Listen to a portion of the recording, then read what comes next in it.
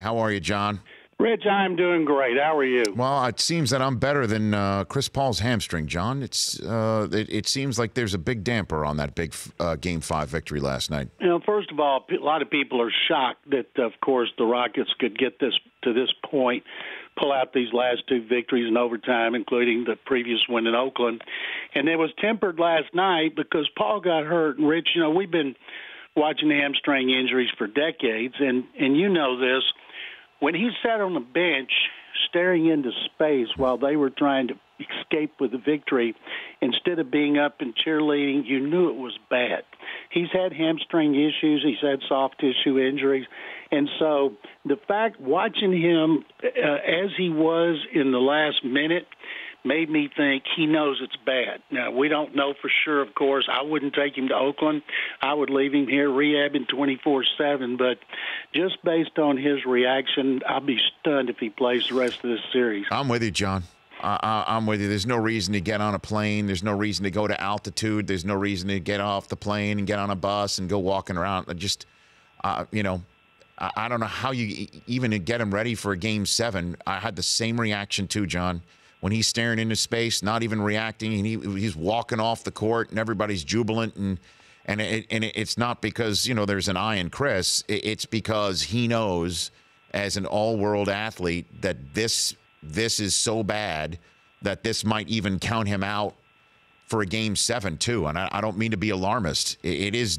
How would that affect this team? Do you think? Well, if that's first of all, the case? Rich, I don't think you're being alarmist. I think everybody here, some people are keeping their fingers crossed. But the fact is, anybody paid attention knows that there's danger that he's going to miss some time. Worst case scenario is they win that, they lose in Oakland, they win here, and then they got to play the Cavs or the Celtics, and he can't play then. Then it would be really bad. Mike D'Antoni went to a 7-man bench all season. He had a deep bench. McClain is not playing because he's got a shoulder injury. He can't play. And I'm guessing Johnson's going to have to play. He hasn't done much since April, and so they've got to have somebody step up, especially James Harden. It would help if Harden started shooting better, and they need him to step up. And Paul has stepped up for him. Thing is, Rich, this year when he's not on the floor, Paul was. When Paul wasn't on the floor, he was. Now they had one of them on the floor all the time, unless it was a blowout.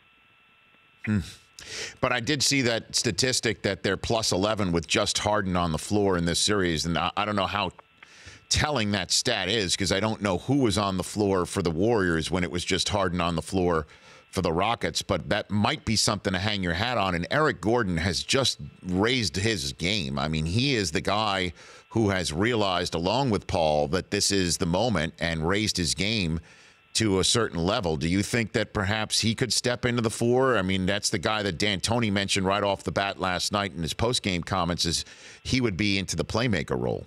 Rich, everybody thought about Gordon immediately. He's been, ever since he got here, he's been tremendous off the bench. He's had to make some starts at times.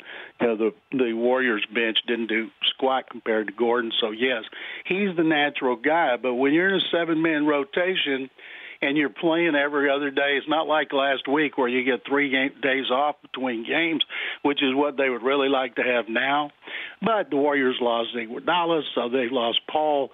And others do have to step up. I think the Warriors will win this game, and they'll come back to Houston. And both of these series, I think, could go 7 games, and that's great considering what we've been watching in the NBA playoffs, which hasn't been all that exciting. John McClain here on the Rich Eisen Show. What was it like when they brought the kids from the high school in Santa Fe out there last night before the game, John? As you can imagine, that has been a gloom and doom hanging over the area ever since 10 were killed, including 8 students and 2 teachers, and every team is honoring them. J.J. Watt's paying for the funerals. He went down immediately, see the kids in the hospital, go to the school, go to the first responders and everybody. Now the Rockets, Astros have honored them, but it's uplifting to see the ones who survive, but you just feel crushed because you think this can't happen in my city. Like, everybody says that, and then when it does and it hits so close to home, you're just devastated.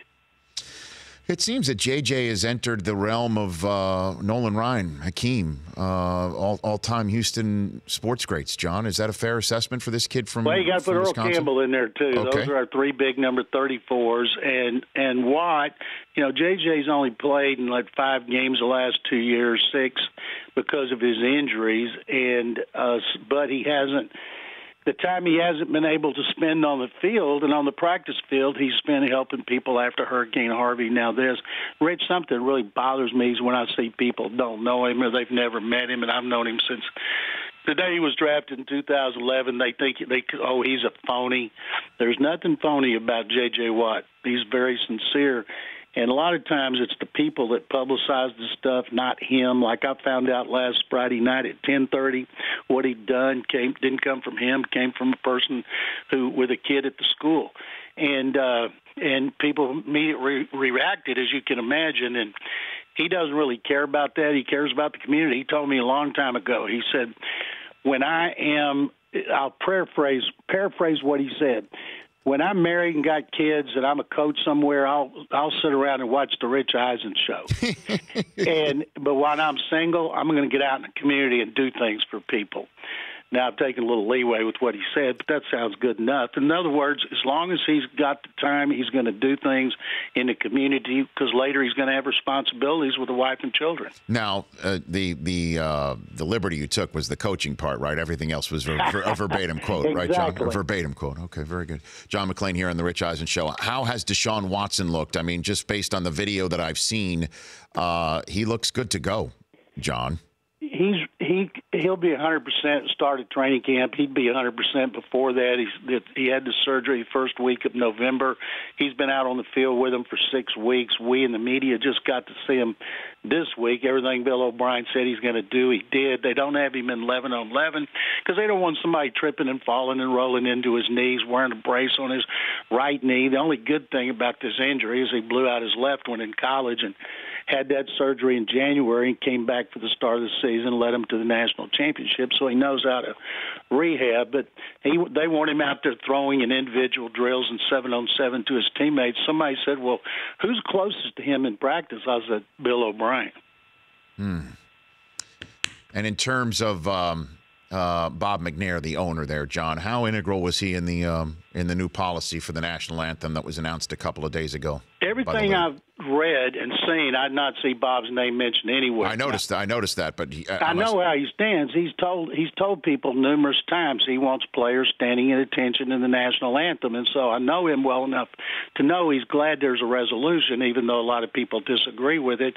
I know all the owners are glad there's a resolution. They had to have known there's going to be unmitigated criticism. I haven't seen anybody praising it, but I know he's happy to just have a rule now, and I'm guessing most teams are not going to say they don't have to till preseason about what they're going to do, but if they're smart, they'll do what Christopher Johnson said and not find their own players. That'd be really bad if you did and other teams didn't, and you're trying to sign free agents.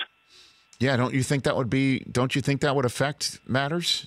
I sure do. I mean, you know how they look at things like state income taxes. Well, if an agent's got a player and he said that owner fined 5 players last year, he wants you. This owner didn't find any, and he wants you, and the money's about the same.